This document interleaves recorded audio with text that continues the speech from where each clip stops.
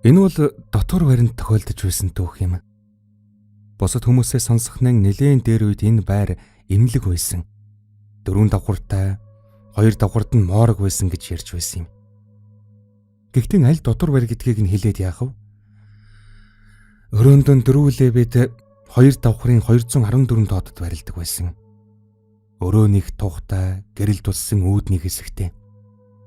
Би яг цонхон талын давхар орны доод талд нь унддаг байсан юм.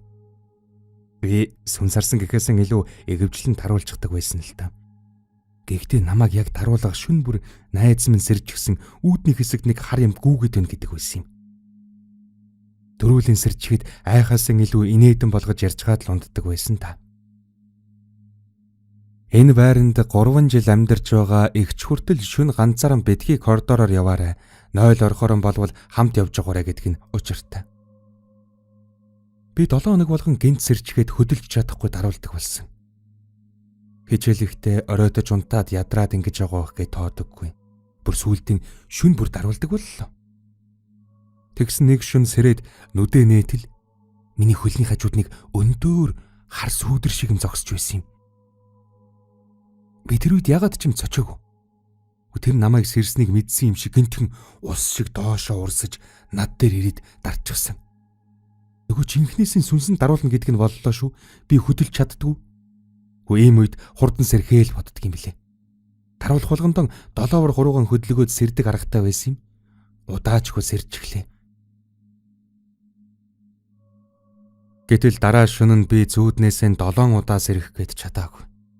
Сэрхээр л зүүдэн дотор нь сэржчихсэн. Яг л нөгөө зүүдний ертөнцийн гацчихсан юм шиг. Өөрийгөө баг галзуурч байна гэж бодож үлээ.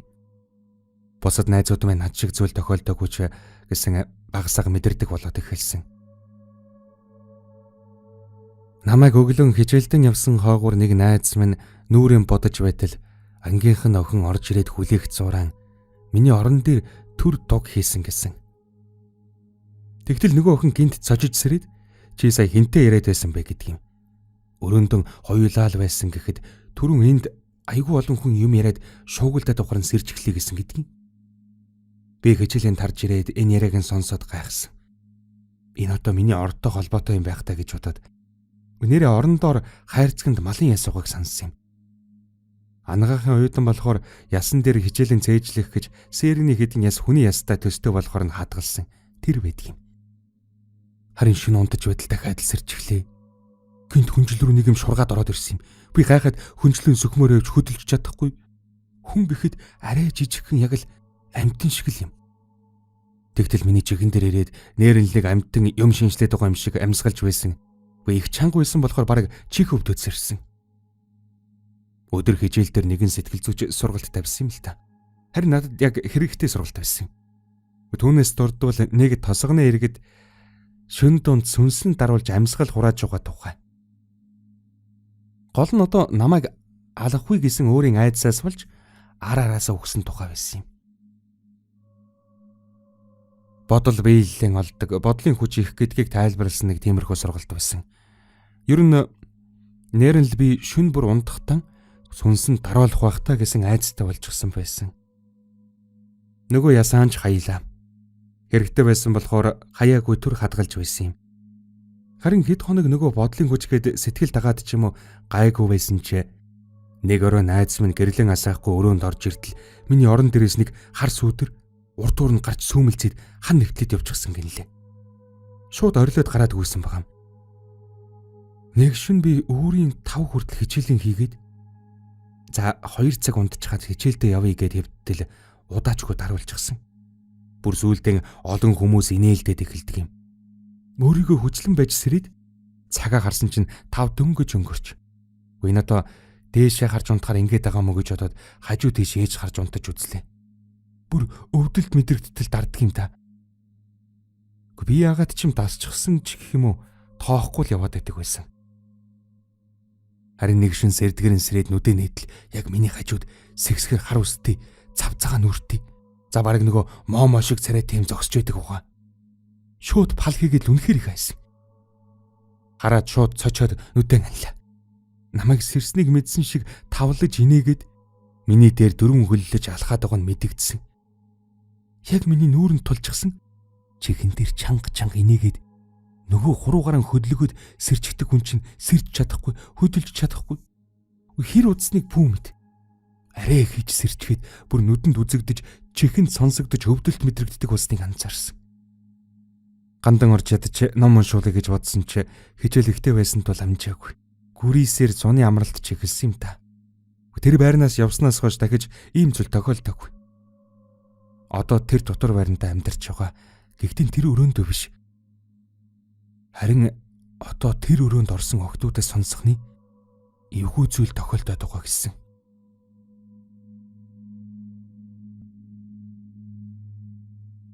2018 онд анх оюутан болоод дарханд сургуульд орвоо. Тухайн үед ээж минь гэр ойрхон гэж намайг энд сургуульд оруулсан юм. Манайх Эрдэнэтэд. Ээж нэлээд дүрсгүй болохгүй бүтэхгүй гар байлаа л да. Намайг дотор байранд орё гэхэд дээд курсийнхэнтэйгээ зодон зохиог хийгээд янз бүрийн юм болчихно гэд хажуу өрөөнд оруулсан юм. Хуучин урлалын 26 дугаар байранд яг орцтоотыг нь хэлэхгүй 3 давхарт орсон юм. Хажуу өрөөнд байдаг 2 эмээгийн нэг нь хэвтэрт байдаг босхгүй.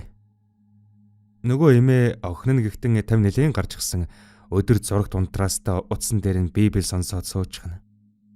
Шүн болохоор зурагт нь мөнхийн асаалттай. Шүн орсон ч зурагтаа үзээд сууж байдаг. Би ч нэг ихэн боддоггүй л байсан юм. Намайг тэр Есүстэн оруулах гэж их үдсэнтэй. Би ч шашин нэг мэдэхгүй өвөө минь лам хүн ч гэсэн би худлаа гэдэл тоодоггүй байсан. Харин энэ явдал намайг бөөр лам хард итгэл авсан юм. За ингээд амьдарч эхэллээ. Эхний сарч байгаагүй. Эсвэл би хөөрөд тоогоогүй юм болов уу? Янз бүрийн мэддэгдээгүй юм. Би ч хичээл сургууль, найз нөхөд гээд нэлийн божигнож байгаад нэг жигдрэх юм болов. Тэгтэл гинт миний бие муудаж ихэлсэн юм. Цээжин дээр юм дараадж байгаа юм шиг амьсгалахад хэцүү болоод зүрх хөвдөд ихэлсэн. Эмчэд үзүүлээд шинжилгээ хийлгээд зүгээр гээд ойр зүрийн эм бичиж өгöd явуулдаг байлаа. Би ч өвдсөөр нэг өдөр унтаж байтал гинт хаалга нүдэд эхэллээ. Цагаан хартал 3 өнгөрч байна. Би ч нэг ихэн бодлоогүй. Хажуу өрөөний эмээ тайлчих байхаа гэсэн юм бодоод хөвтөд байлаа. Тэгсэн тайлах шинжгүй шүү. Тэгэхээр нь би ч босоод хар шөнөөр гээд өрөөний хаалгаа нээгээд гартал. Үүдний хаалга биш. Угаалгын өрөөнд. Угаалгын өрөө яг өрөөнөөс гараад хажуу талд байдаг юм. Тог гэх чимээ гараад. Би юу вэ? Ус тусч байна гэхэд нэг л хүнд сонсогдоод гэрлэн асаагаад хаалгаа онгойлгоод хартал. Би тойл тогсчихсон зогсож байдаг юм та. Би бүр айгаад хөдөлж чадахгүй байж үтэл над руу эргээд хараад энийгээд ихэлсэн. Би цочоод л сэрчихсэн. Тэр явдлаас хойш шүн унтаад л нөгөө нэг зүйтэй зүүдлээд сэрчгэн. Би айсантан гэхүү орны хажуу талын шүүгэндэн худаг хийгээд унтдаг болсон юм. Сүн сэрвэл дүрчих юм байх уу? Одоо бодохоор инээд хүрээд байдаг юм. Би ч энэ маягаараа нэлээд уудаг боллоо. Арих ганцаараа байсан ч нэг өгүүлэгдэд нэг мэтгэд аваад уучхана. Тэр нь ч тус болдг юм уу? Нам унтана. Өглөө зөв зүгээр босоод хичээлдээ явна. Нэг өдөр нөгөө л шүн сэрдгэрийн сэрээд хоолойгоо чангаар засаад айдсан үргэж гээдлээ. Би айхаран чанга дуугарч тайвширдаг юм. Одоо ч тэр хэвээрээ. Унтах гээд гэрлэн унтраагаад хэвдтэлээ. Нүдэн дээр нэг хар юм хан нэвтлээд хүрээд ирдэг юм та. Зүгээр гараад ирчихгүй хөлөөн чирээд мөлхөд хүрээд ирсэн. Би ч нүдэ анаад ансан чигээрэн хүнжилтэн шургаад юун дээр хутаг энтер амантан ээжийнхэн зааж өгч байсан 4 итгэлгээд тарныг 108 байтуган тэрнээс хид дахин олон уншсан байхаа.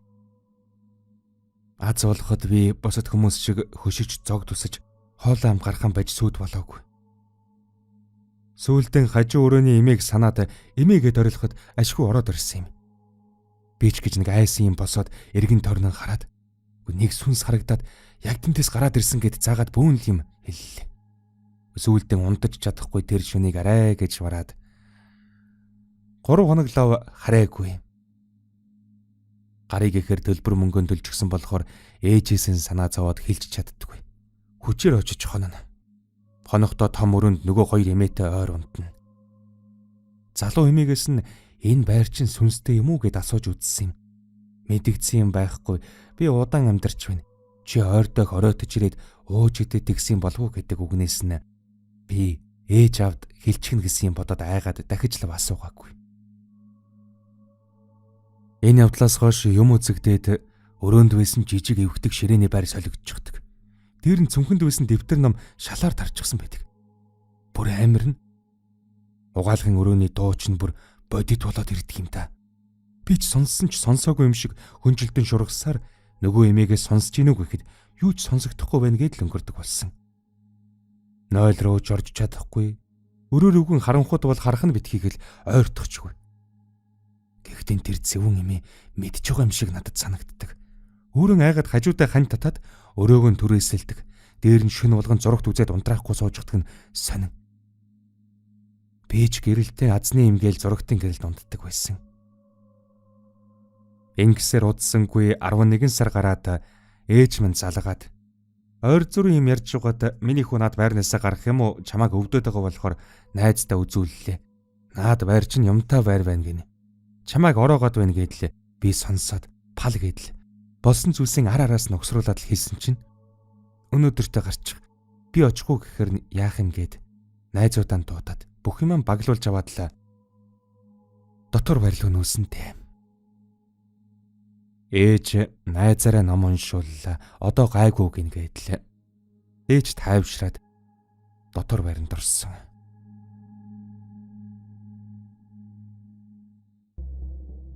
Намайг эм гэдэг. Энэ явдал 2011 оны үйл болсон юм.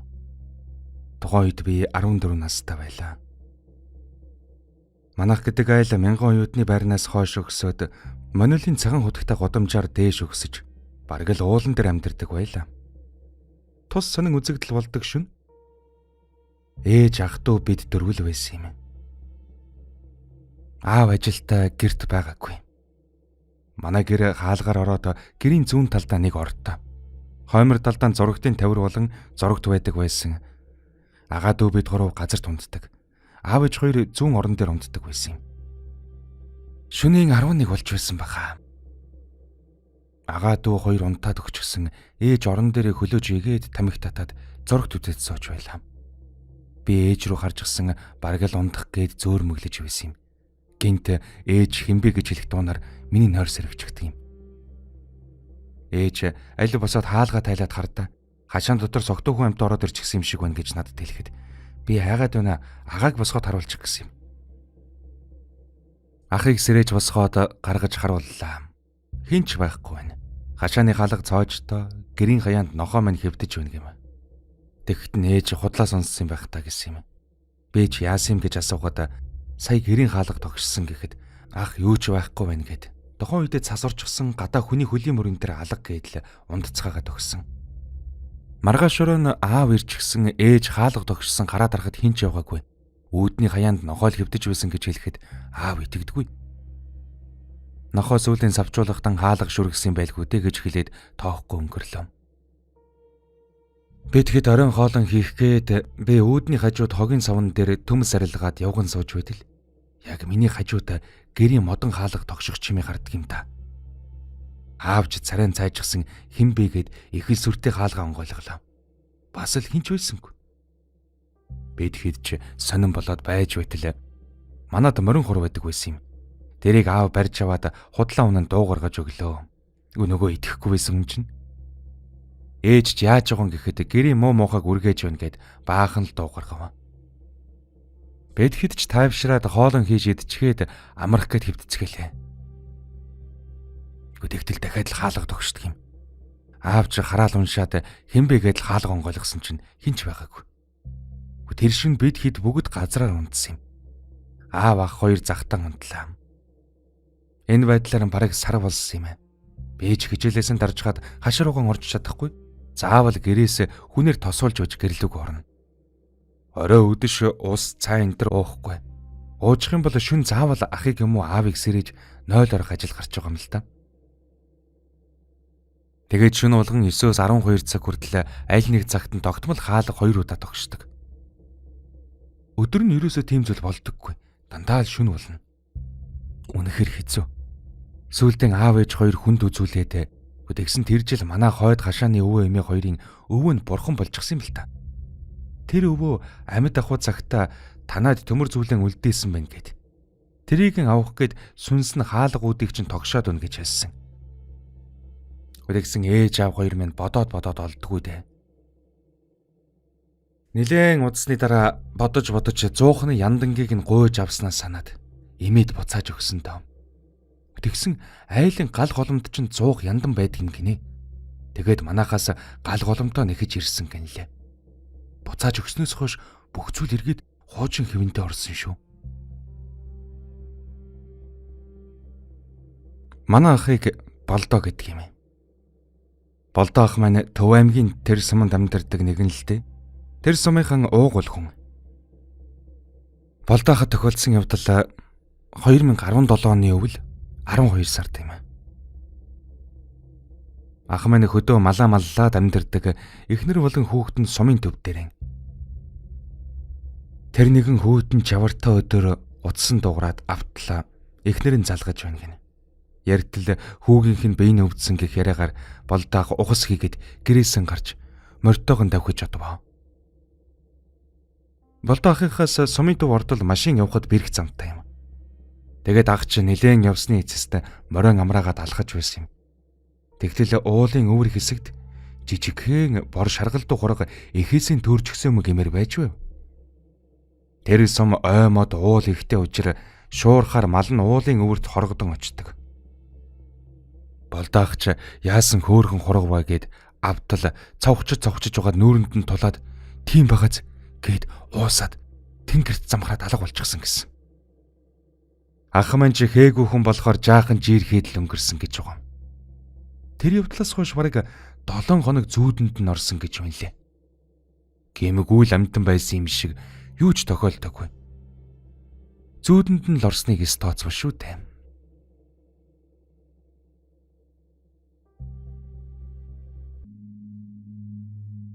«24 оны 100 найзуудтайгаа тэрэлж рүү амралтанд шүн гинт явахар болсон юм. Групп чат дээр ярьж байгаад л явах уу явъя гэдэл бүгд манад цуглахар болсон. За тэгээд манай нэг эмэгтэй найз залуутайгаа бас 2 эрэгтэй найз маань ингээд бид тав яг хөдлөх гэж байхад эмэгтэй найз минь ангийнхан охиныг аваад явчихъя хөгжилтөө штэ гээд нөгөө хэд маань ч нэг хүн дутаад байсан юм гэж тоглоом хийгээд л замаас аваад явахар болсон. Тэгээд амралт руугаа явлаа. Захиалга өгөөгүй гэр байхгүй гэх мэт шалтгааны улмаас явсаар байгаад нэлийн цааш хүн амьтны хөлөөс хол нэг амралтанд очихор болоод явс хивээ. Засамлаас гараад амралтын наахан талд ирж байтал машин гинт унтраад суужчихдаг юм. Бороотой өдөр байсан болохоор шавар шал баагч их хэцүү замтай байсан болохоор төрий гэж бодлоогүй юм хомон аваад алхаж очихор болсон. Тэгэж явсаар амралтандаа ч очиж гэрэн төрөөслээд амарч шугаад голын гертэн цуглаж хөзөр тоглыг эцгээгээд гэр гэрлүүгэн орцгоов. Уягтдаг 2 найз маань нэг герт, 2 эрэгтэй найз нэг герт, харин би нөгөө танихгүй охинтой нэг герт орчихов. Юмч удсангүй гэртэн дуглаад орон дээрэн хэвдэж байгаад ядраад зөөрмөглээд эхэлдэг юм. Нэг тийм унтаа сэрүүний хооронд зүүдлээд байгаа юм шиг нэлээн удаан хэвдсэн. Гэтэл гинт нөгөө охин утсаар яриад байгаа мó, надтай яриад байгаа мó бүү мэд нэг л юм яриад эхэлсэн. Гэхдээ яг юу гэдэг нь ойлгоход бэрх үглээд л байсан. Би ихэндээ өөрийгөө зүүдлээд байна гэж бодсон чинь үгүй. Хүчилж өөрийгөө сэрээгээд орон дээрээ суугаад харсан чинь нөгөө охин гэрийн хан руу гарчгаад завлаад суучихсан юм бовтнаад үйж идэх юм бэ. Би жаахан гайхаад нөгөө хэд чинь дуудсан уу? Голын гэрлөө орох уу гэсэн чинь юм дуугардаггүй. Чигэвчтэй байгаа байхдаа ухааны юм бодоод голын гэрлөө орсон чинь манайхан цуглаад юм хумуугаад халчихсан сууж байна. Та хэдийгээр дууддаггүй муухай юм гэдэл тэр хүн тэндээ гомдлоо та. Бид хэд ч нилээн юм ярьж тоглоод уугаад суув. Нөгөө охин орж ирдэг юм байна. Маргааш 3 эрэхтэн машин руугаа явж асаана гэж тохироод үүрээр 6-7 цагийн үед унтахаар болсон юм. Маргааш боллоо. Өдөр тийш нөгөө 3 машин руу яваад найз нөгөө охин бид 3 үлдлээ. Хоол унд хийх санаатай ногоо төмөс арилгасан шиг ээл байж байв. Өдөр 3 болж байхад нөгөө охин сэрдэггүй унтаад л найздаа би чи юу н ямар хүн дагуулад ирсэн бэ? Хэдүүлэх нь явна гээгүй мө гэхэд найз харин тийм ээ манай ангийн намайг дагаад л яваад байдаг даруухан охин байдаг юм. Найзгүй тэгээд өрөвдөөд л дагуулад ирсэн юм а гэхэд нь би заа гэдэл өнгөрсөн. Цаг гарны дараа нөгөө 3 ирээд машина асуудал асдгүй яадгийн билээ ядж байгаа сүлжээ байхгүй гинэ. Яг уу ийхүү болцоогоо зууж үдэл нөгөө охин гэрээс биш хашаагаар орж ирж байгаа харагдлаа. Найзууд ирж гайхаад хаажчаад ирвэ хизээс ирсэн юм гэж асуухад манай хамаатны хүн энэ жижиг уулын цаана байдаг юм очичоод ирлээ гэдэг юм. Би тэгэхэд баярлаад яасан сайн юм бэ? Машин асахгүй байна гинэ. Танаа хамаатнаас тулгамж суул яадаг бол уул руу сүлжээ барьж гинүү гэхэд мэдэхгүй гэхээс өөр юм хэлсэнгүй. Би тэгэхэд би рүүгээ сонин гарцгаагаад л тэгсгээд өнгөрсөн. Оройч боллоо. Унтах болоод гэр лүгэн орцгоож бийж орондоо оров. Нөгөө охин чинь толдоод л суугаад байна. Сайхан амраараа гэж хэлчихэд толгой тавиад л би нам. Тэгтэл шүн үнийг ялаа шиг юм чихавэр хатгаад сийгэд хүүтэн оргиод сэрвэл хийч өтгөр нөгөө охин чинь яг орны гажууд нүүрэн тулаад суужгсан харж байна. Би ч нүдэ ханаад нөгөөхөө түлхчихэд орилж гарч хүүгээд нөгөө гэрлүү явж ороод бүгдийг нь сэрийгээд болсон явдлаа хэлээд тайвширдаггүй. Одоо энэ охиноо явал солиотой амтан бэ гэд үргэлжлүүлээд өчигдөрч болсон явдлаа хэлээд янз бүрээр уурандаа хараагаад тэгээд нэг юм тэр гэртэн найзтайгаа унтахаар болсон юм. Нөгөө хоёр маань ч хүүш ямар эвгүй юм бэ? Болохгүй бол маргааш тэр хамаатных руу нэвтэйхэн явуулчихъя гэдэл унтцгаалаа. Маргааш нь сэрэхэд толгой хүзүүгээр нэг л хүнд би хүндөр болчихсон байв. Тэгээд л би өдөржин унтаад нэг мэдсэн оройд 6-гийн үед сэрсэн. Гэрээс гараад харахад гадаа нөгөө гэрүүдэд хүн байсангүй. Мөө эднэр чинь хүн хаяа дийш тийш явчихдаг юм байх та гэж бодоод цай угаад сууж байсан чинь эрэгтэй найз маань гүгэд ирдэг юм байна. Яаваа та нар чинь хаана авгэдэл нөгөө хүн чинь алга болчихсон хайгаад олддгүй. Өчигдөр чамд гомдоод намайг түлхээд нүүр маажсан. Одоо тэр найз чинь сайнаа үзэхгүй энэ төр гэж ууралж жагаад хашаанаас гараад гүйчгэр нь араас нь явсан байдгүй. Тэгээ бөөндөө хайгаад гэв. Би ч жаахан айж жирэхэд ямар өвчтөг хүүхэн би. Тэр хамаатных руу л яваа үз өөр хайждгийг. Ойрхов дугаас юм байхгүй үстэй гэдэл нэрээ тийштэйгээд бид хоёр уул даваад хайхаар болсон юм. Нэлээн алхаад уул даваад гардал би ардсаагаад нуруугаар хүүт тагаад пал хийгээд явчихав. Юу исэн бэ гэвэл ганц гэрийн бөөрнөөс өөр юм байхгүй тал газар байсан. Айл угаа гэж бодож очисон болохоор ч тэрөө бид хоёр худлаа ирсэн байх та. Тэгээ тэр өдөр хайжсэн болоо. Одоо хаана байгаа бол энэ төр гэд буцаад очтол манайхэд нөгөөхөн олжчихсан бөөндөө байцгааж байна. Ярилцах санаатай хажууд нь очиод сууталаа бас л босч яваад гэрэлүүгэн алгачихлаа. Би ч их төвчээргүй түргэн уртаа хүн болохоор уурлаад яасан учир нь болддгүй ядаргаатай юм бэ гэж ардаас нь орилжхоод энийг имийг хаанаас олсон юм гэдэл нөгөөхэд баргаар царайлаад харин машин дотор ороод суужсан байж байдаг угаа. Сонио охин юм а хүний машин дураараа ороод л гэв. Тэгэд маргааш замын унаа олоод чамаагүй явцгаая. Эрт унтыг гэд. Би ч сүүлийн өдөр юм чин өнөөхтөг бол хонохоос ганцаараа бас эвгүй л байгаа байлгүйгээд гэртэн ороод нүүр аман цэвэрлээд ном уншаад сууж байтал нөгөө охин над руу гарчгаад сонсогдоод байхад л хараагаад байсан юм. Би уурлаад би сонсоод энэ хүй хэлэх юм байвал зүгээр хэлчих гээд орных нь хажууд очиод зогсдол өөдөөс амар муухай гарснаа гараа тавьчихсан. Оройг нь харсан чинь хүнжил дотор нь цус шиг юм харагдахаар нь санаа заваад зөвхөд харвал бурхан дэвсгэрээр дүүрэн улаан лааны тос асгачихсан. Тэрийг нь сөктөл хагарсан тол хар ирэх гэх мэт юмнууд гарч ирээд би нөгөө хэдий дуудаж үзүүлээд одоо явъя гэж ятгаад явх болтол нөгөө охин харанхуу дахиад лалга болчихсон. Машинд ч байхгүйсэн. Бид нар ч нэг авч явах хүсэлгүй эвгүй санагдаад замын хүнээс гуугаад хаяа тавьсан юм. Ходод очоод найз маань хаана байгаа юм гэд асуусан чинь гэртээ гисэн гэд Санаа амраад. Гэр гертэн юу ч ярилгүй бүгд нэг тийм шокийн байдалтай явсан та. Удаачгүй миний бие ихээр өвдөж бас олгоогон хаглаад хүндрээд эмнэлэгт 3 сар хэвтсэн юм. Эмнэлгээс гараад амралт руу хамт явсан нэг эрэгтэй найзынхан осолд ороод өнгөрснийг мэдээд бид бүгд их л хэцүү байсан та. Ажил төрөлж өдөхгүй, байсгаад өвдөжчихдөг болчихсон нэг л биш бахаар нь бөөд үзүүлтэл буруу хүнтэйгээ буруу газар очоод хэлэгнүүл хараалгуулсан байна гэсэн. Сүүлд нөгөө охины сургийг сонсох нь шар гаданд хэвддэг гэнэлээ. Саяхан болсон энэ явдал найзуудын маань дунд асрыг хар бараанд дурсамж болж үлдээд нэг найзаагаа ч алдсан юм да. Одоо ч бид уулзахдаа найзаагаа санаж уйлтгэл юм. Үхсэн хүнээс биш амьд хүнээс айж яваа гэж нэр нь хүнэн үг шүү.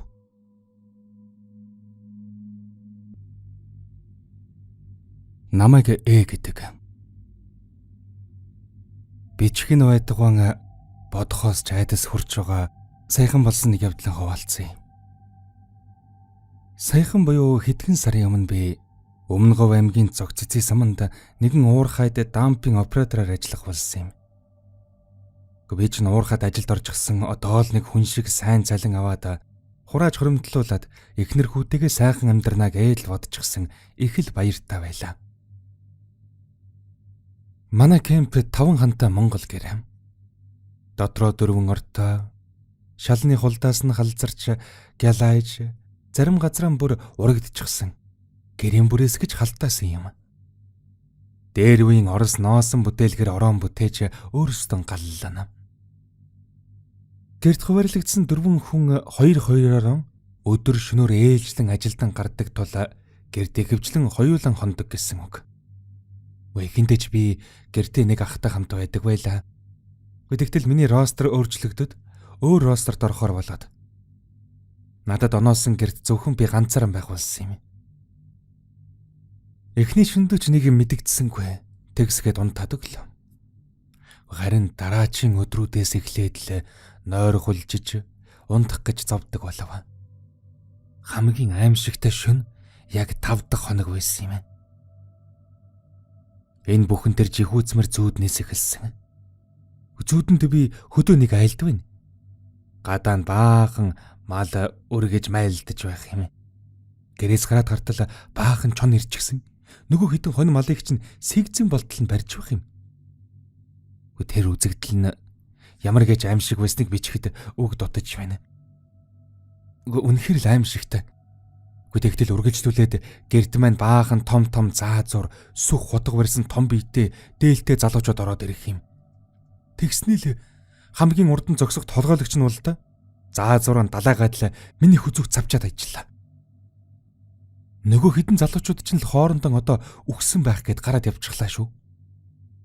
Бэж хүзүүг нь цавжуулаад үхсэн мэдээр үзүүлээд хэвдэж байтал ахиж бөөндөн орж ирээд үхээгүй байжтэй одоо ахаад гэдэл бөөндөн орилолдоод дахиад л миний хүзүүг заазуурдаад хайжлаа.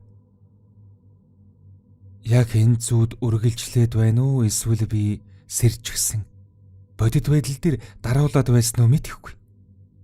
Ямар ч үсэн хажуу талаараа хэвтээстэн байгаа миний биеийг ямар нэгэн зүйл маш хүчтэйгээр амьсгаа давчдаж зүрх хөвдөл 2 удаа нэвтлээд гарч байгаа.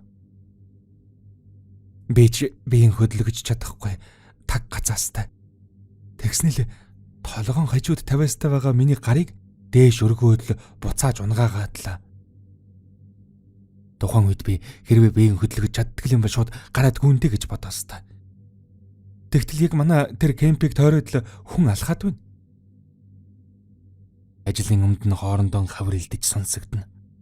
Тэгснээл хаалга зөөлхөн онгойлгоод гэрт ороод ирлээ. Ард минь зогсоод байгааг мэдрээд л байв. Тэр хүн жинхэнэ байсан уу эсвэл нөгөө сүнс чөтгөр нь байсан уу одоо ч мэдэхгүй. Ямар ч л байсан биеийн хөдөлгөж чадахтай болсон хэдий ч хоошоо эргэж харахаас үхтлийн хайж байсан юм. Ахаад нөхөө заазууртай хүн чинь намайг алах гэж зогсож байвал яана гэдэл. Тэгж зогсож байснаа өнөөгч нь гараад явчихлаа. Биеийн хөдлөхөөс айсан би гараа зөөлхөн хөдлөхсөөр утсантаа хүрээд хамгийн түрүүнд эхнэрлүүгээ залгасан юм. Шөнө 3 цагт эхнэр маань шууд л утсан авчихав. Би ч инглээ тэглээ гэж их нэртэн хэллээ. Би тэр харанхуй гэрт тэр айдас донд өөрөө юм яриад эхлэх үед л арай айдас минь багасч гэрмэн дулаацах шиг санагдаж үлээ. Манай хадам аав бөө юм л та. Эхнэр минь аав руу залгаад хилээд үзгэхээр нь залгаж болсон явдлаа бүгдийг нь хэллээ. Намайг босоод ус уучих гэв. Би ч босоод л даруйхан ус балгалж уугаад айдас минь дарагдаж. Энэ бүхэн зүгээр л хардарсан зүуд байсан гэж өөрийгөө тайвшруулаад л буцаад унтаад өгсөн. Тэр шөнөөс хойш ахиж элдв зүуд болоогүй. 14 хоногийн ростер манж дуусч би гэртэн ирлээ. Хадам аавынхан буулгадаг өвөөнөр дээр очиж салгалаа. Намайг заавал ирээрэй гэж хэлсэн билээ. Би ч өвөөдөл юу болсон талаар хэлж өгч өөрийн хариултаа авч чадантаа гэсэн итгэл дээсэр очлоо. Тэгтэл надад онц юм нэгэхэн ч хэлээгүй. Харин хуйг дуулганаас хонх тастаж өгöd биетэйгэн ойрхон авч явж байна. Бас тэр авраг шанах шиг зүйл чинь юу вэ? Тэр зүйлэн аль сайнаар ярьж байгаа энэ төр гэдэл ямар нэг зүйлийг хэлээд захиад л байсан. Тэгтэл тэр том шанах шиг зүйл нь миний ундаг дамп юм билээ л дээ. Миний ундаг дампын тоормос муу мардаг. Дээрээс нь хатуу учир хамаг юм сексчиж өгнө. Тэр дамп тэр зөвхөн бээл гардаг. Надаас өөр оператор гарч чаддгүй юм. Би зөвхөн тэрийг нь солиулах гэж их үдсэн. Гэсэн ч намайг тэрийг ээл унах гэсэн юм. Тэгэл тэр мө дампан сэгэн хогоо гэдэл хараагаад явж өгдөг юм. Тэгээд өвөөг тэгж хэлснээс хойш ахиж муу хэлээгүй л дээ. Тэр сүнс чөтгөр миний ундаг дамп хоёр бол холбоогүй л баг. Одоо бодохны өвөө намайг айж имэн гэд нарийн үчиг начрыг нь хэлэлгүй аргалж өгсөн юм болов уу гэж боддог та. Ер нь уурхай дээр техниктэй даруулж машинтайхан өнхөрч унах гэх мэт ослуудаас болж нас барах явдал их. Энэ бүхнийг тэр болгон гадагшаа гаргаад байдаггүй. Намайг ажилд орсноос хойшлоо 2 хүн ажлын байран дээрээ борхон болсон юм та.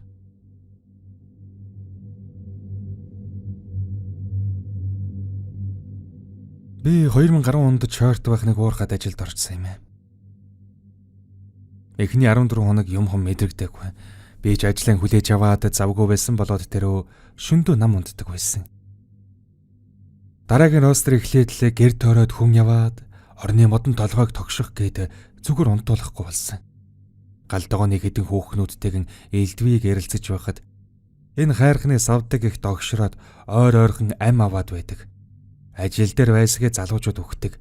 Хотоо сайн лам ховрог залдагч нэмэргүй байдаг гэж билээ. Би сүүлдээ даруулж эсвэл шүн чимэнэрс гэрээс гарч гүйх гээд эвгүүдэж эхлээд ажилласаа гарсан. Ирээд бөөд үзүүлтэл их газраас эндийчлээ гэж савдган догшроод ам авч байна. Бас ажиллаа хийж байгаа дөнгөрсөн хүний сүнс төрлөн олохгүй хүмүүсийг оролддог юм байна гэж хэлж үлээ. Намайг итэ гэдэг. Би одоогоор анагаахын 5 дугаар курсын оюутан. Намайг 3 дугаар курст байгаа тохиолдсон юм. Би нэг клубд байдаг юм л та. Манай анагаахын мэдэх бахав. Хавар шин нислэлтэн аваад хаврын зугаалга хийсэн юм. Нэг хаавас болоод хямдхан дээрээс нь додрон бильярдтай болохоор нь уухайн тас гэд баярлаад урдчилгаа мөнгө өгөөд захиалган өгчлөө. Догдолж хүлээсний эцэс зугаалах өдөр ирлээ. Тэр өдөр нар гараад тэнгэр цэлмээд их л сайхан өдөр байлаа. Манай хидэд хаавас манж таалагдаад харин надад ороход нэг л эвгүй мэдрэмж төрөөд байсан юм. Би хаяад юм хам мэдрээд байдаг юм л да. За тэгээд бүгд тоглоод л хоол унд хийгээд байж үтэл орой болсон. Байшин нь 2 жижиг ундлахын өрөө, 1 жижиг гаражтай. Гараж дотор нь бильярдтай. Том өрөө галдгоо нийлсэн байсан. Би тэр өрөө нэгд нийлдэг хэдэрэн юм яриад сууж байсан юм. Харин өрөө 2-т 5 охин унтаж байсан юм. Манай найз эмийн өрөө 2-оос очоод нөмөр хэм аваад ирээгээд явсан. Тэгээд ирэхдээ нүүр нь хувхаа цайжгсан. Яасан бэ гэд асуудал нөгөө өрөөнд шалдан хүн шүүгэнд байгаад байна гэдгийм байна. Тэгэхэр нь очиж шалгах гээд хаалганых нь бариулыг дарах гэдэл өөрөө хаагадаад цоожлогдоод дотор нь шалан дээр хүл нүцгэн хүний гүүх чимээ сонсогдоод би сандраад хаалгыг нь хүчтэй нүдээд дотор унтаж байсан нэг охин нь хаалга онгойлгож өгöd Тэр охин хэлэхдээ наад хаалгач нь онгорхоол байсан штэ гэдэг юм да. Дотор пал хийгээд л явчихсан. Бүхэн нь хаалга цоожсэн гэд яриад байж үтэл тог тасарчихсан. Тогон хүлээж байгаад бидгээд нэг өрөөндөө унтаад сэрсэн бүгд л нэг сүрсэлдэггүй. Өглөө нь цас орчихсон зэврүүн хүйтэн. Байшингийн ахад хэлтэл өө сони юм та гэдэл арц хүч уугуулад эхэлсэн. Дараа эрэхтэй ахын дунар бүр хямдхан ороорой гэсэн. Тэрнээс хойш хэд хоног сүрсүлд өгчихсэн юм шиг л явсан та. Яг тийм сүнс энэ төр гараагүй ч гэсэн эвгүй мэдрэгдсэн юм. 2020 оны намар би их сургуулийн 2 дугаар курст ороод Баян зүрх дүүрэгт саруул гэх хороололд нэг өрөө байр төрөөсөлсөн юм. Эхнээсээ л жаахан эвгүй санагдсан л та. Нэг тийм анхны сэтгэл гэж байдаг да. Хуучин нэг эмэгтэй төрөөсөлж яваад ирэхгүй, эд зүйлсээ ч авахгүй, холбоо барихгүй алга болчихсон гэж байрны эзэн хэлжүүлээ. Нэр нь л жаахан хүүхэдтэй байсан гэмээр баахан хүүхдийн тоглоом, аяг халбаг, хувцас хунар гээд бүх юм орхиод явчихсан байсан. Хэзээ нэгэн өдөр ирж авах байх гэж бодоод бүх юмыг нь хайрцаглаад тагтан дээр хураагаад өрөөнч дажгүй төвхнөд авлаа. Эхний 1 сар юм мэдэгдэхгүй хэвээн л байсан. Тэгсэн тэр нэг шөнө найз минь ирж хонох болоод тэгэд л жигтэй зүйлүүд болж ирсэн юм. Найзтайгаа гэр зөрлөж хоол хийхээр хөзөр тоглоод би гэр зөрлөхөр болдг юм. Тэгээд шалаан угааж явахдаа гаднаас орж ирдэг хаалганы дор нарийнхан завсраар баахан давс чихээд дагтаршаад нэлийн удсан болттой байсан. Би юу ч бодлоогүй хутга сэрээ зэрэгээр хусаад л цэвэрлж гисэн юм. За тэгээд найз бид хоёр хоолон идчихээд шалан дээр 2 гуц дэвсээл унтаад өгсөн. Өглөө 7 цаг гээд миний сэрүүлэг дуурч байна. Нойрон дундаа сэрүүлгээнийг унтраачгаад яг нүдэн анихтаа зэрэгцэн. За одоо бос гэд олон дахин давтаад нааш цаашаа холиход байгаа нь шал дөргөөд хүн яваад байгаа нь мэдэгдсэн чи би найзаагаа сэржигсэн яваад байна гэж бодоод л буцаад унтчихсан. 10 минутын дараа дахиад л сэрүүлэг дуугараад яг адилхан унтраачгаад буцаад нүдэн антил дахиад л нааша цаашаа холиход энэ удаад жаахан уцаартай хоолоогоор босооч гэж дуудахтан зэрэгцээд найзын хоолой биш гэдгийг нь мэдээд нэг л сонин санагдаад маш хурдан эргээд харсан чинь найз цаашаа хараад нам унтж байдгийг. Нэг л чи ирэхэд найздаа энэ тухай хэллэгүй сэрээчгээд ганцаараа төрүүлээд хичээлдэн явсан. Хичээл дээр очиод л Facebook ухаж байтал яг тэр шөнө манай байрнаас нэг эмэгтэй 10 давхраас үсрээд амиа хурлжсэн байдгийн. Хараад л өглөөний явдлаа бодоод айх гайх зэрэгцээд хичээлж тараад харж чаддаггүй өөрийгөө нь тайвшруулан байж нэг юм хараад хоолон хийж удаад унтаад өглөө. Тэгтэл шүн зүудэлж байна. Би гэртэн гаднаас орж ирсэн бол та бас манай найзууд ирж гисэн яг миний шалан дээр зассан орон дээр гурвуулан дээшээ хараад хэвдэж байна. Би чи хизээ ирсэн ментэр гэж яранган ховцсон солиод л угаалган өрөө орчход гараад ирсэн бүгд байхгүй болчихж. Тэгэд л гэр дотор нь хайгаад байна. Нэг өрөө байр болохоор сүртэй хайхгүй ч тагтан дээр үзээд л буцаж угаалган өрөөнд орж үзээд л яг тэр үед чихэнд л шивний тугаа юм шиг тагтан дээр үзэхгүй мүү? Угаалган өрөөнд үзэхгүй мүү? Гадаа гарчихсан юм шүү гэдээсэн. Тэгэд яг тэр зүүдэн дунд гинт маш хүйтэн болоод даарахтаа зэрэгцээд бүргэд хаалганы онгоох цоож нь чаг гэд чанга дуурах чимээг ирсэрдэг юм. Тэгж сэрэтэл дахиад шок. Цээжээрээ нүцгэн хөл нүцгэн ганц дотор хувцастайгаа л хаалга онгойлгоод яг гарах гэж явахтаас ирсэн байсан. Өмнө нэг ч удаа ингэж босч явж зүүдэлж байгаагүй. Зүүдэнтэй хүртэл ярьдаггүй болохоор өөрөөсөө ч айх шиг. Даарсан шалтгаан тэгж явахдаа л тагтны хаалга том өрөөний 2 цонх гэд бүх цонхнуудаа онгойлгочихсон байсан. Тэгэд л даарсан гэж бодсон эсвэл би онгойлгоогүй гэж магадгүй л дээ. Тэр үед шөнийн 3 цаг өнгөрч байсан болохоор тэр цагаар нүцгэн гараад явчихсан. Хаалга гаднаас онгоохгүй боцчорч чадахгүй яг яах байсан болоо гэж бодохоор айгаад байдгийн. Үүний дараагаар нилээд хэд хоног гайгүй байж угаад дахиад л нэг шөнө тохиолдсон юм. Энэ бол гэхдээ зүйт биш. Утсаа цэнэглээд салгахаа мартаад унтчихж. Үүрээр 3 цагийн үед гинт сэрээд удсан салгачгаад нүдэн аниадл хүнжлөө дээш нь татах гэсэн хүнд болчихсон. Хүнжлийн булан дээр нэг зүйл байгаа нь шууд л мэдрэгдсэн. Тэгэд л харж болохгүй гэж дотроо дахин хэлсэн ч доошоо гартал бурхан минь. Тэр хөлөнд ороос нэг жижигхэн мөлөгтөг хүүхэд пижгэн жирээд л цээжин дээр минь суучихсан. Нэг тийм жирэлдсэн саарал хүүхдийн хэлбэртэй зүйл хурууг минь амандаа хийж тоглоод л ох шиг байсан. Шууд л ухаан балартаж орж гараад л уйлаад ээжийн зааж өгдөг байсан майныг додрон уншаад л байсан. Зүгээр болдоггүй. Тэгэд л хамаг хүчин шавхаад нүдэн анж аваад ээжээ гэдэл тасралтгүй дуудсан. Тэгж явгаад тамирдаад ухаан алдаад өглөө нь хамаг хөлс гараад усан хулган бол хөлөрчгсөн сэржүүлээ. Надад аймгийн төвд очих болгондоо заавал нэг удаа очдог бөө байдаг юм. Босоод тэр бөөгөн санаад л шууд явхаар шийдээд ээж рүү залгаад нэг үннийг хэлэх гэж аман дээр гарч ирээд л санааг нь заваагийн нэмэр гэж бодоод гэртэн хармаар өнө гих зэрэгээр хэлээд явхаар боллоо. Би өөрөн Хөвсгөл аймгийн Бүрэн тогтох сумын хүн. Манай сум аймгийн төвөөс цааш 50 км зайтай болохоор харигт замаараа бөө ахаар ороод гарахаар төлөвлөсөн байсан юм. Бөө дээр очлооч надад сүртэй зүйл хэлсэнгүй. Чамайг жаахан шогөлсөн байна. Наад газраасаа нүү. Чамайг аавын чин талын удмын нэг халдсан толгойтой том лам хүн байнга дагаж хамгаалж явдаг юм байна. Чи алцахгүй зүгээр гэж хэлсэн. Тэгээд хөлөнд минь нэг сахиус болгож олбор шарууц зөөж өгөөд одоо бүх юм зүгээр гэж хэлэх нэг л тийм тайвширлыг мэдэрчүүлээ. Тэр утас одоо ч хүртэл хөлөнд минь зүйлдтэй байдаг шүү. Бодож ирээд байрны эзэнд нь хэлэх гэснээр нэг л хэлж чаддаггүй. Бүх юмаа зөөж дуулсан хойно мессеж үлдээгээд эзэнд нь дахиад түлхүүр байдаг болохоор түлхүүрийг нь дотор нь үлдээгээд нөгөө хуучин түрээслэгч шиг чимээг өнөөч гисэн. Байрны эзэн над руу буцааж гарөөж үчээгүй, залгаагүй. Сүүлд тэр саруулгийн хорооллыг интернетээс хайж үзсэн их олон удаа хүн амны хэрэгүүд удаа гарч ирсэн юм байна лээ шүү дээ. Одоо бодоод үзсэн тэр намайг дууддаг эмэгтэй хүнд байсан ч юм шиг үлдээгээд явчихсан байсан олон тоглоомод бас тэр жирэлдсэн хүүхэд хурууг минь амандаа хийж байсан гэж бодохоор дотор арцаагаад байдгийг.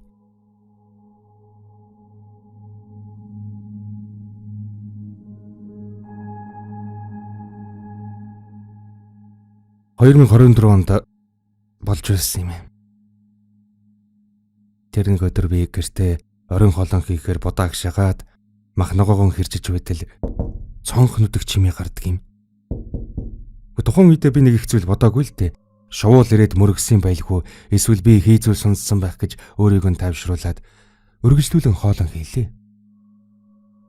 Аав ээж минь ирэх цагаар айл болоогүй. Би хоолон хийчихэд хүлээгээд л байлаа, ирдэггүй. Тэгсэн ашгүй хаалга тогшиж байна. Тэгэхэр нь баярлаад хаалга нээсэн чинь манай үеэлэгч миний дүүгээ түр харж байгаач эгчийнх нь ажил дээр асуудал гарсан юм а гэж хэлээд 5 сартаа дүүг надад үлдээгээд явсан юм. Оройч болж тэр дүү минь унтаж байсан гэнэт сэрэдл тааз дагуулад хараад хуйлаад байсан. Манайх тэр байранд ороод удаагүй байсан юм а 7 хонж байсан байх. Тэгээд л нөгөө дүү минь яаж ч хуураад дууга болдоггүй. Тэгсэн дахиад хаалга тогшиж байна. Очоод нийтлэл хинч байдгүй. Тэгээд л би баг зэргийн айцтай хаалгаа хаагаад дүүдэрэн очтол дүү алга болчихсон. Би чих айгаад хайх гэл гүүгээд л гарлаа. Тэгсэн араас нэг хүн хөөй гэж дуудаад л инээгээд байсан юм. Би маш их айж байрнаасаа гараад цонх руу гартал. Гүн их сэксгэр үстэй хүүхэн дүүг мэн тэрвэрчихсэн цонхон дээр зогсож байна. Би ч азуулж утсан авч гарч ирсэн болохоор хамгийн дөрөнд нөгөө өвч рүү залгаад эгч танаа хүүхэд алга болчихсон гэд уйлгэн хэлэхэд эгч юу би чамд хүүхдээ өгөөгүй штэ. Эгч нь гэртээ байна гэж хэлэхэд нь би зог туссан юм да. Тэгээ хаа таарсан газар лугаа зогтон гүүгээд нэг тоглоомын саатан дээр суулаа. Тэгсэн нөгөө хөөйгээд дуудаад байсан хүн дахиад дуудаж байна. Би ч за энэ удаа зөрөгтэй вэ гэж бодоод хинбэ гэдгсэн чинь урдаас хинч хариулаагүй. Тэгээд л би утсандаа тонтчлээ гэж өөрийгөө буруутахад гэртээ орлоо. Хинч алга. Тэгээд зурагт үзийгээд зурагтаа асаасан чинь наастгүй. Би чих айгаад уйлаад сууж байсан зурагт гинт тасаад намайг бараг л зүрхээр явуулчихаагүй. Тэр явдлаас хойш хэд хоног яг л хар тарсан зүуд шиг өнгөрч би ээжэд хэлээд хамт бөөдөр очсон юм. Тэгсэн бөө та хоёр чинь ямар гэж газраас ирээвэ? Танад тэр байранд чиний хүүхэн дээхэн үед дээвэр дээрээс боож өгсөн байна. Тэр хүүхэн яг танаа гэрт амьдардаг байсан байна. Бас хүүхэдтэй байж угаад хүүхэд нь 5 сар хүрээд л халуун усан шалцлагдаад өгч гэж. Тэр хүүхэн айсандан галзуураад өөрийг нь боож алж гэж бөөхөлөхөд ээж бит хоёр мэл гайхаад тэр байрнаас нүүхээр болсон. Ер нь одоо ч нүдэнд тэр сэхсгэр хүүхэн хаяада харагддаг. Та нар минь байр авах гэж угвал сайн шалгаж орох хэрэгтэй юм шүү. Тоодгүй хүнд ч гэсэн илдэв зүйл тохиолдож болтгол юм билээ. 2024 оны 12 сараас хойш манай гэр бүлд тохиолдсон юм. Манай хөдөөний айл 2018 онд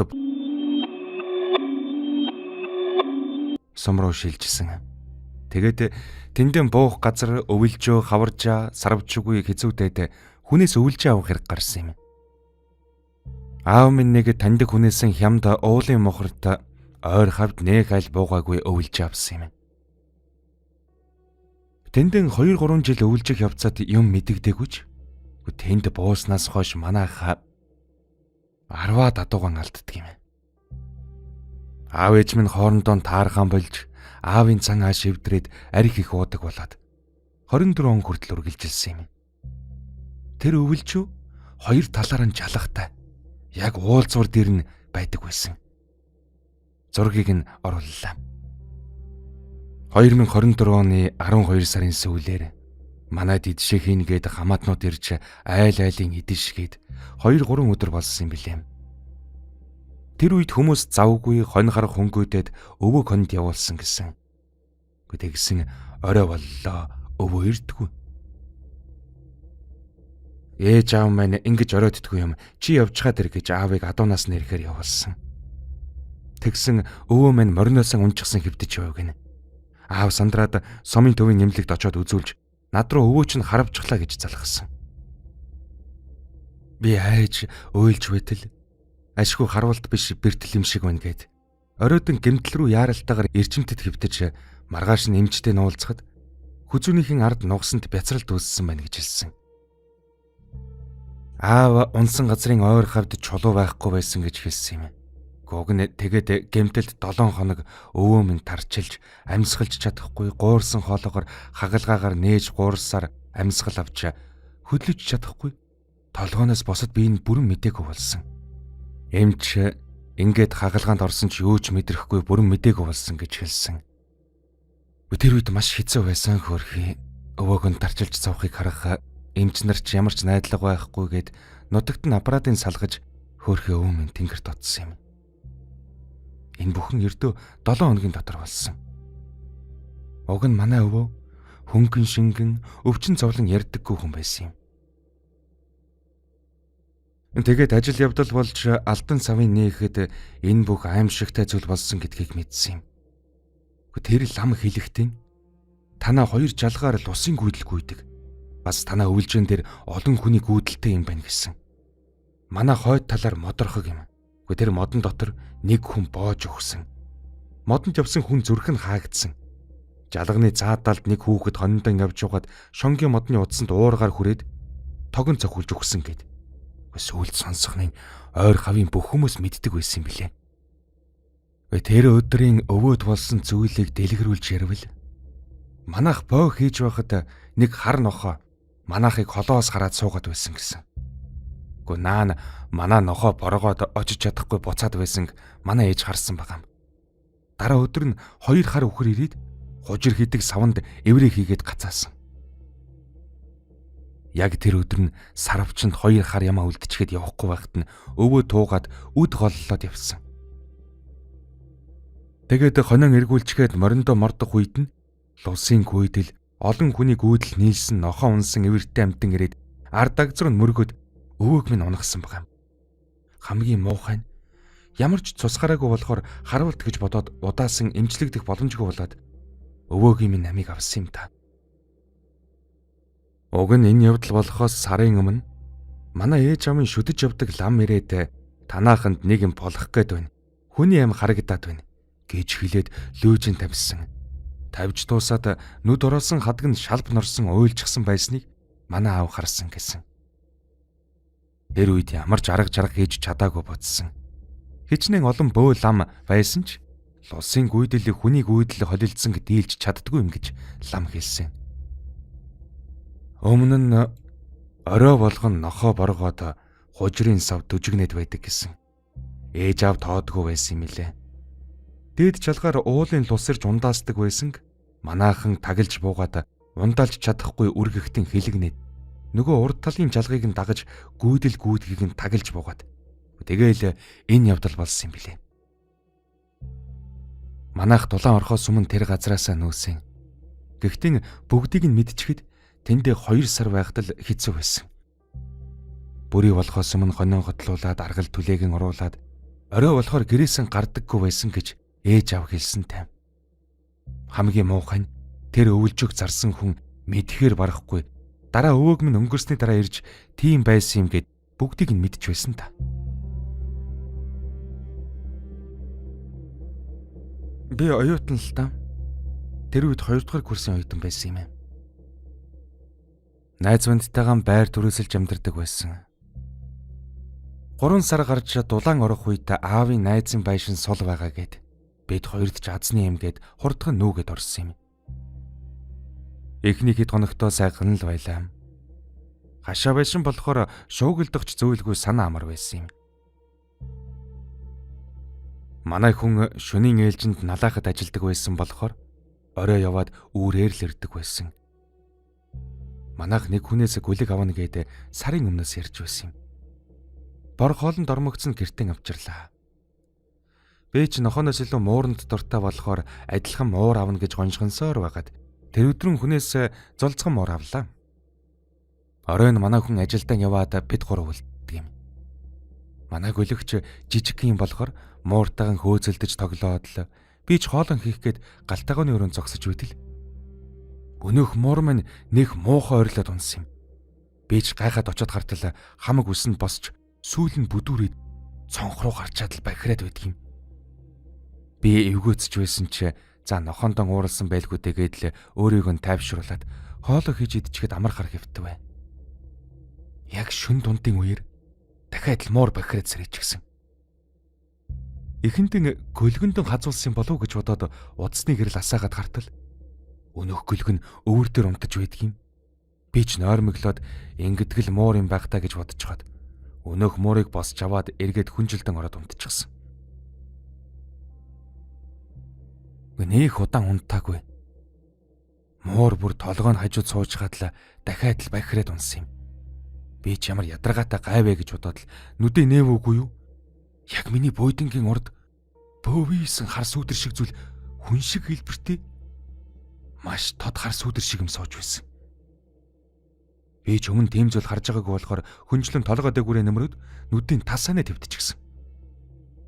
Үнэхээр тийм үед хүн хөдөлж чаддгүй гэдэг үнэн юм байлээ.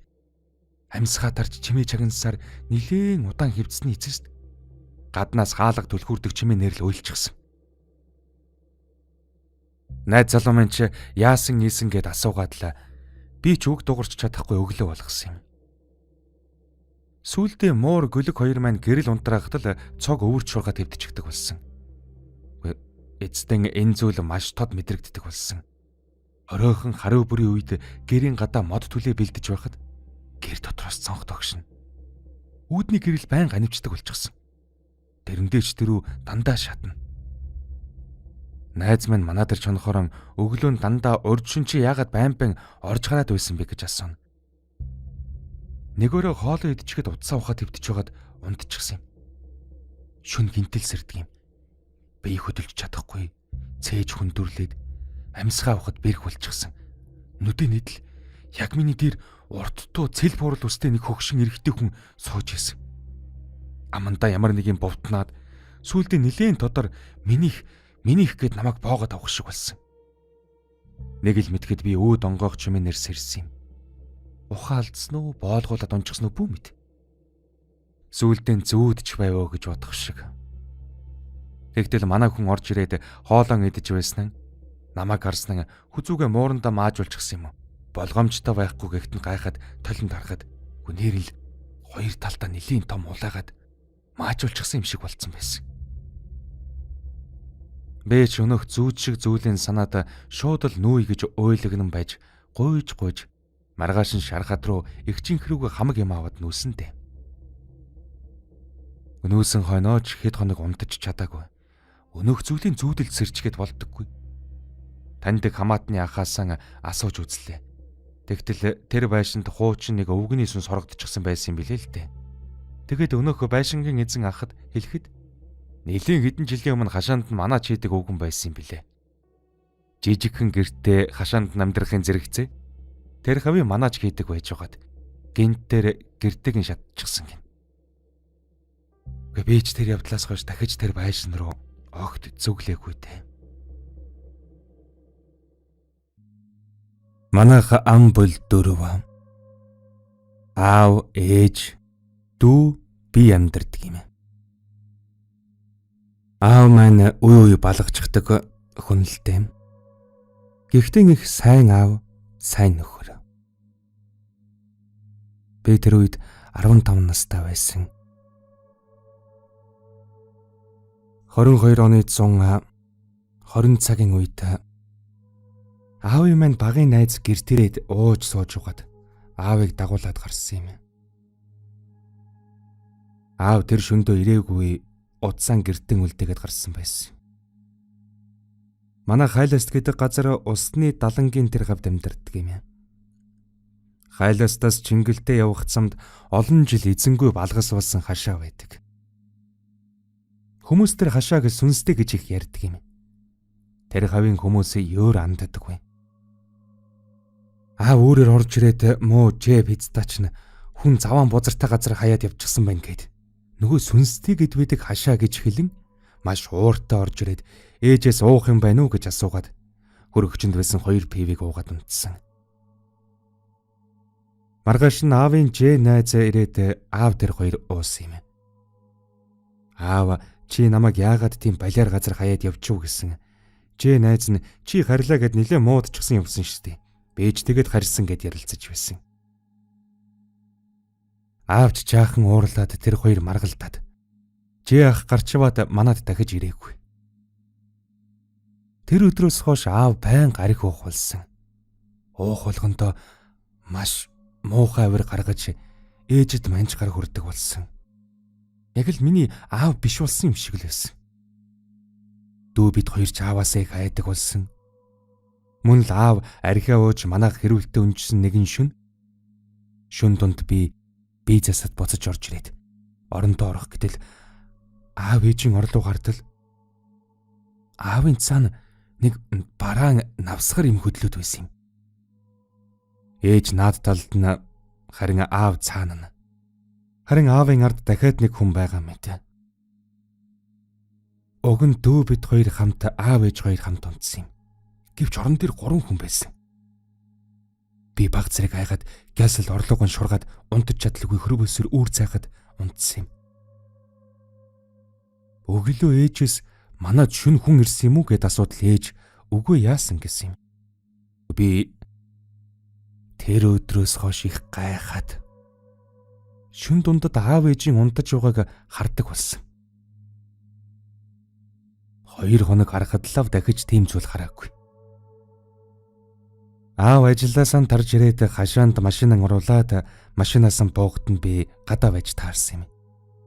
Гэтэл аавын цаа талын урд суудал тэр хүн сууж ах шиг байсан. Би ааваас та хинтээ ирсэн бэ гэхэд аав ганцаараа л ирж байна штэ гэсэн. Ингээд л би нэг л зүйл болохгүй байгааг мэдрээд байсан юм шиг. Тэр оройно аав дахиад л гарч яваад шүн дунд орж ирсэн юм. Орж ирээд хэсэг чимээгүй сууж байсан ээжийг гिचи минь босоод ир гэж байна гэд ээж үгүй унтаж байна гэсэн чи ээжийг өстөж босгоод би та нарыг тэжээх гэж яаж зовдөг талаар мэдхүү гэд ээжийг 2 цохиод дүүж сэрж уйлаад би ч айгаад юун дууж гарахгүй нэг буланд дүүгээ тэрврээ зогссон. Аав бид 2-ыг гарч арх олж иргээд гуталчгүй хөөж гаргаад хаалгаа төгжсөн. Тэгээд л хамаг юм авч шидлээд баахан дуу чимээ гараад ээж ханаа битгий илдээгээд орилоод байсан. Би яагаад дүүгэн хөдлөөд хойд айлын таньдаг эгч рүү орж цагдаа дуудуулсан. Цагдаа нар чирээд хаалга нүдээд нилээн байж угаад ээж хаалга тайлсан. Ороход бөөн цус нүж. Ээжийн хөмсгний дээд талаас их цус гарч байсан. Мөн гарын богоо хэсэгт нь амар том зүсэгдсэн байсан. Цагдаа нар бид хоёрыг машинд өөр нэг цагдаатай хамт байж байгаад явуулсан юм.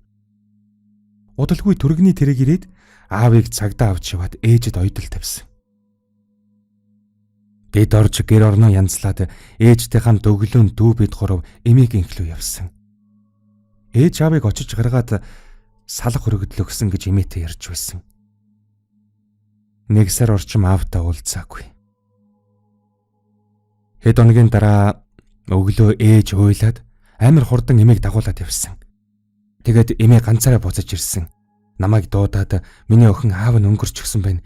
Ээж нь гэртээ үлдсэн гэж хэлсэн. Тэгээд л ажил явдал гэж олон хоног явсан. Аав минь зүрх нь хаагдсан.